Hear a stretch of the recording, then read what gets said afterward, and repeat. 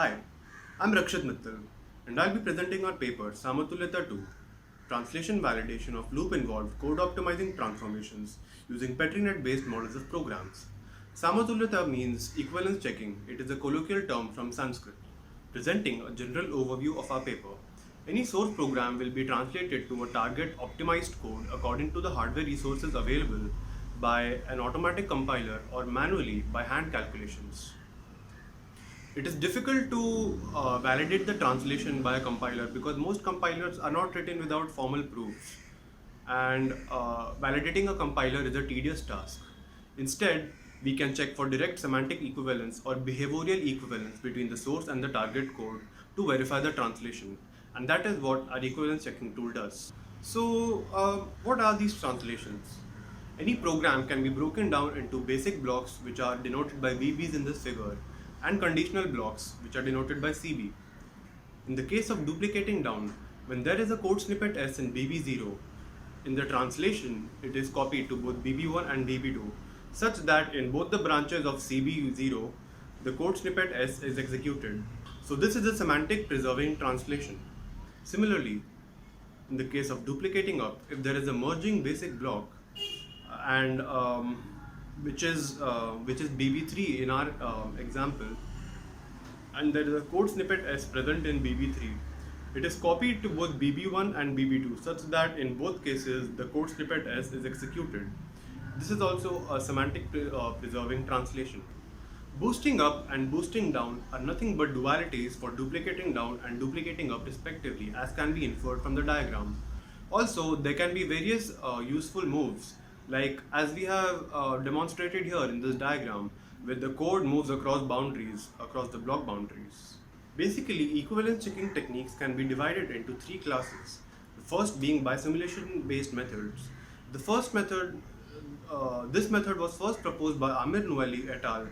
In TACAS 1998. It was demonstrated by Nekula et al. In PLDI 2000 and by Rinard et al. In the Technical Report of MIT.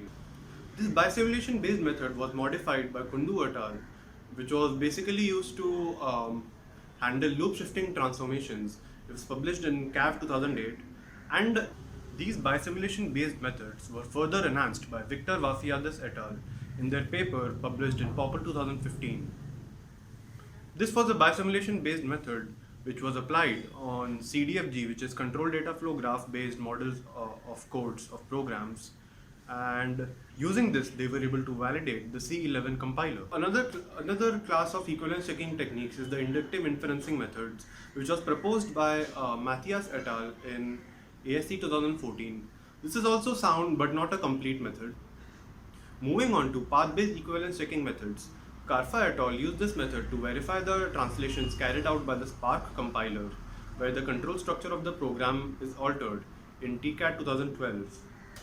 This method was modified by Banerjee et al. For TCAT 2014, where they used the value propagation based method to enhance it. This was further enhanced by Choksi et al. For TCAT 2019, where they used an extended version of the value propagation based methods. All three of these methods were based on the FSMD model of program. But look at these programs. The source program in A consists of two independent loops. If we swap these loops, which results in program B, or if we parallelize these loops, which results in program C, these path-based equivalence checking methods, which I just described before, they cannot handle such kinds of translations. Samatulyata, proposed by Bandyopadhyay et al., which was the previous version of the tool which we are proposing, can verify these kinds of translation. It was based on the Petrinet-based models of programs. But a limitation of this equivalence checking tool, Samatulyata, is the huge model size. In the upcoming slides, we will explain why and how this problem occurs. A major limitation of Samatulyata is that it cannot handle loop-involved code optimizing transformations, with which we come to the problem definition for our paper. In our paper, as you can see in this slide, we have a glossary of transformations like code motion across the loop, parallelizing, thread level parallelizing transformations, loop swapping, and loop involved code of motion across loop. CDFG based equivalence checkers, which we described earlier, can handle both code motion and loop involved code motion Samatulyata can handle code motion across loop, loop swapping, thread level parallelizing transformations, but it cannot handle code motion across loop involved code motion across loop. And we would like for Samatulyata 2 to be able to handle all 4 types of transformations. We present the GitHub link for you to access our tool. Here we present the general workflow which we have used for our program, equivalence checking tool. A source program, PS, will be fed to a compiler or will be manually translated to a translated program, PT. Both PS and PT will be fed to a Petrinet model generator, which will generate model MS corresponding to the source program PS and generate model MT corresponding to program PT. These models MT and MS will be fed to a path will be fed to a Petrinet path constructor, which will construct the set of paths or the path cover QS for the source program and QT for the translated program. Q1 and QT will be fed to an equivalence checker, which will check for equivalence between the two. The notion of equivalence for our equivalence checking tool is that for all paths in QS, there exists a corresponding path in QT such that their data transformation function match and their condition of execution match as well. This is how we prove path-based equivalence checking using Petrinet-based models of programs. In this paper, we only focus on the high level of the equivalence checker. We now describe the process by which we have decreased the model size for Samatulyata 2 versus the huge model size for Samatulyata. As you can see in this slide, there is one program and 2 corresponding Petrinet-based Petrinet models of the same program. The left one is for Samatulyata and the right one is for Samatulyata 2, our proposed tool. The reduction in model size comes because in Samatulyata, each data transformation function is associated with the transition itself, but in the case of Samatulyata 2, each data transformation function is associated with the outgoing edge and not the transition. So the transition only captures the guard condition in Samatulyata 2, which is our proposed tool, and the outgoing edge is associated with the data transformation function. For us, the notion of equivalence between 2 CPN models which we have used in our tool is equivalence of computation of 2 models, computational containment of the models, and computational equivalence between the 2 models. Now, using an example, I will demonstrate the high-level algorithm of our equivalence checking tool. On the left in this slide, you can see the source code which we have used for the motivating example. This source code basically computes the value of the variable out, which is equal to x plus I plus d. X is already defined to be equal to 0. The variables I and d are involved in loops, and the loops iterate over the values of I and d and increment them according to the loop and the loop conditions. The figure on the right, figure C, displays the translated code. In this code, the translation is basically that the assignment of d, the incrementation of d with each loop has been brought out, the loop overhead is reduced, and d is directly assigned the value 5. This decreases the loop overhead, which is a semantic preserving translation. Figure B presents the Petrinet model for the source code in A, and figure D presents the Petrinet model for the translated code in C. I will now explain how our Petrinet models capture the computations in the codes. I will present the computation in figure B, which is the Petrinet model for the original code. Input place P1 contains a token. T1 fires because its guard condition is true and its pre-places contain a token, which is P1. The token is removed from P1 and it is sent to P2, P3 and P4. The tokens in all these 3 places, which are the post places of T1, have the value 0. Now T2, the guard condition for T2 is satisfied. The guard condition is I is less than 10 and D is less than 5. P3 corresponds to variable I and P4 corresponds to variable D. And both of the tokens in those places have the variable 0. So this condition is satisfied. Subsequently, T2 is fired continuously until the value of the token in place P4, which corresponds to D, reaches 5. And now the guard condition of transition T3 is satisfied. It is true now because the value of the variable value of the token in place P4, which corresponds to D, is 5, and that of the token in place P3, which corresponds to I, is 5 as well. Subsequently, token T3 fires until the value of the token in place P3, which corresponds to place I, reaches 10. When this happens, the guard condition for transition T4 is satisfied, which is I is greater than equal to 10. Now T4 fires and removes tokens from place P2, place P3 and place P4 and transfers one token to place P5, which is the out port, and it corresponds to the value of the variable out. The value of this token will be x plus I plus d, which is 0 plus 10 plus 5, which is 15.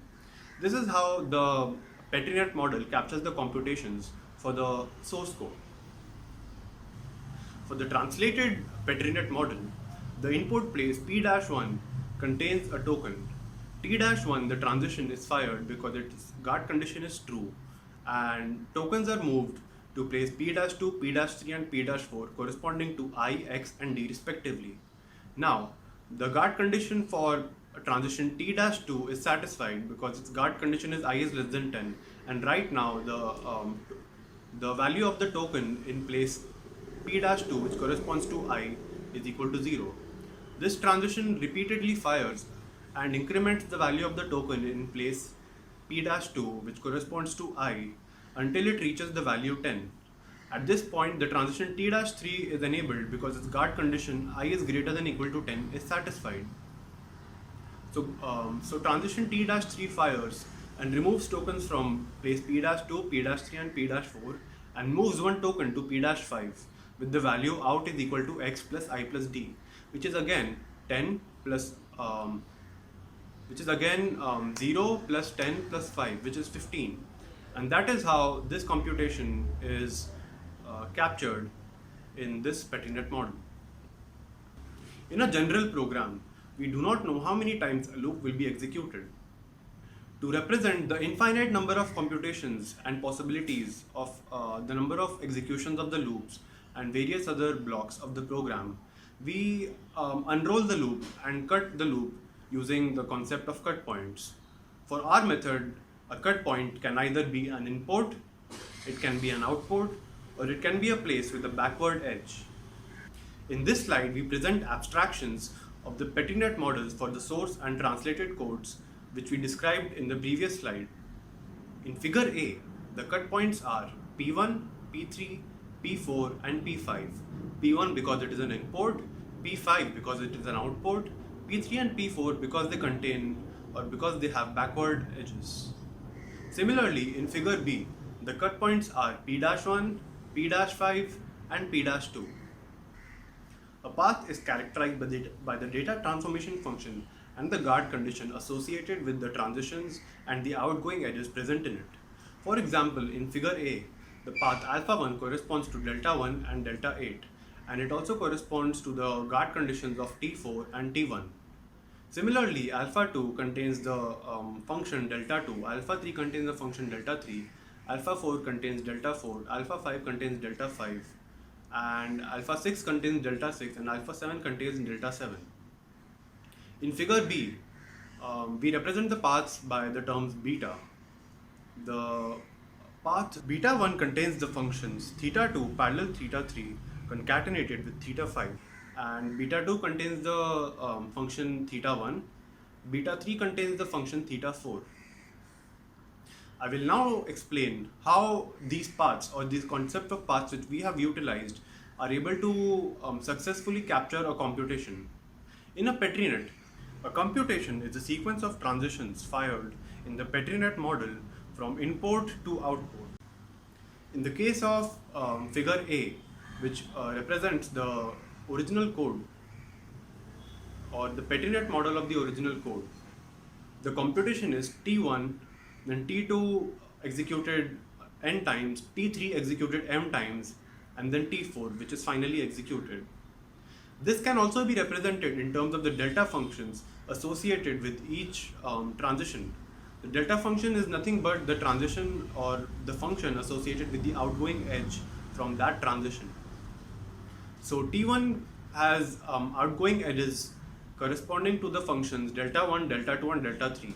So the computation starts with delta 1, delta 2 and delta 3 in parallel, then delta 4 and delta 5 in parallel, which correspond to the outgoing functions or the functions associated with the outgoing edges of transition T2 executed n times.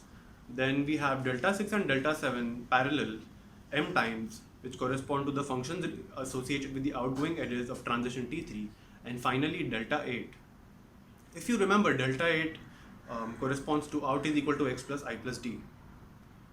We now move on to the final step where we represent these this computation, which is in terms of the delta functions right now, in terms of the paths which we just described before. I will now describe a high-level algorithm of how we generate the computation or how we express it in terms of the path which we described before. The computation in terms of paths will be mu p r5.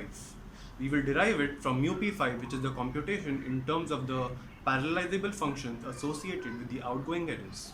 The last member of mu p5 is delta 8. Delta 8 is the last member associated with the path alpha 1. So alpha 1 is added to mu p r5. Alpha 1 contains delta 1 and delta 8. So delta 1 and delta 8 are removed from mu p5, which results in this. Now, the last member of mu p5 is delta 6 parallel delta 7 raised to the power m. Delta 6 and delta 7 are associated with the paths alpha 6 and alpha 7. So alpha 6 parallel alpha 7 raised to the power m is added to the beginning of mu p r5 before alpha 1, and delta 6 and delta 7 raised to the power m is removed from mu p5, which results in this. We use the same iterative process again until mu p5 becomes empty. The last member of mu p5 is now delta 4 and delta 5 raised to the power n. Delta 4 and delta 5 are associated with the paths alpha 4 and alpha 5 respectively. So we add the member alpha 4 parallel alpha 5 raised to the power n before alpha 6 parallel alpha 7 raised to the power m to the beginning of the computation mu p r5, which results, and we remove delta 4 and delta 5 from the computation mu p5, which results in the last and final element left in mu p5 is delta 2 comma delta 3. Delta 2 and delta 3 are associated with the paths alpha 2 and alpha 3 respectively. So we add alpha 2 parallel alpha 3 to the beginning of mu p r5, and this is how we delta 2 and delta 3 are removed from mu p5, and this is how we arrive at the final computation in terms of the paths which we described before. This is how a computation is effectively captured in terms of the paths which we just described. The notion of equivalence which we have used to prove equivalence between two Petri nets is that for every path in one Petri net, there has to be a corresponding path with an equivalent data transformation function and guard condition or condition of execution in the other Petri net as well. I will now explain how we use this statement to prove the equivalence between the two Petri nets which I have described in the previous slides for our motivating example. Petri net A is for the source code and Petri net B is for the translated code. In Petri net A, alpha 2 has a data transformation function I is equal to 0 and its condition of execution is always true. Its pre place is P1, which corresponds to input, and its post place is P3, which corresponds to I. Similarly, in figure B, beta 2 has the data transformation function theta 1, which is equal to I is equal to 0, and its condition of execution is always true. Its pre place is P-1, which is an input port, and its post place is P-2, which corresponds to the variable I. For paths alpha 2 and beta 2, their condition of execution is equivalent, their data transformation function is equivalent, their pre-places and post-places match, hence alpha 2 is equivalent to beta 2. Now, if we look between both figures A and B, the Petri nets in both figures A and B, we cannot find equivalence between single paths in A with a single path in B.